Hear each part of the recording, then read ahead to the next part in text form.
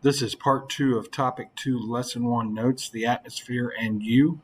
Again, feel free to pause this to catch up on notes and feel free to review it at any time if you need to go back over it. All right, so this is the first slide from part 2, which deals with air pressure. What is altitude?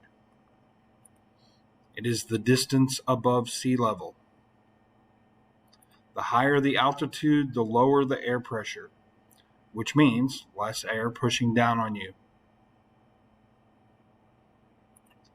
What do we use to measure air pressure?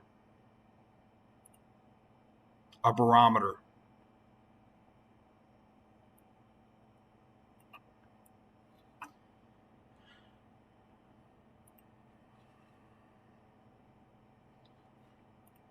How does temperature affect air pressure? When air is warm, heat energy causes the particles to move more rapidly, forcing the particles to spread out.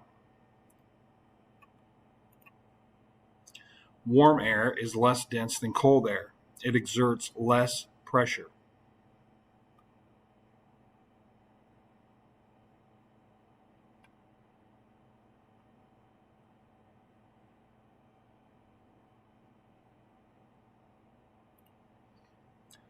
Layers of the atmosphere.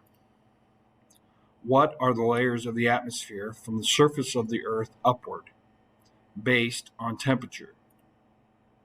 We have the troposphere, the stratosphere, mesosphere, and the top layer is the thermosphere.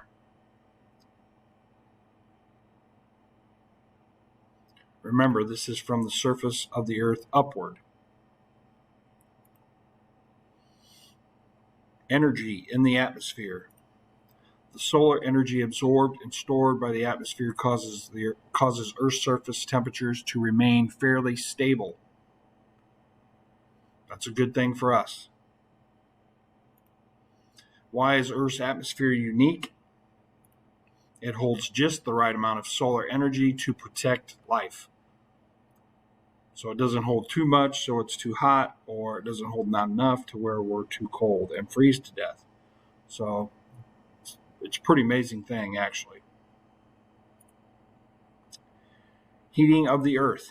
Heat is transferred in 3 ways. What are they? Convection, conduction, and radiation. Those are the 3 ways.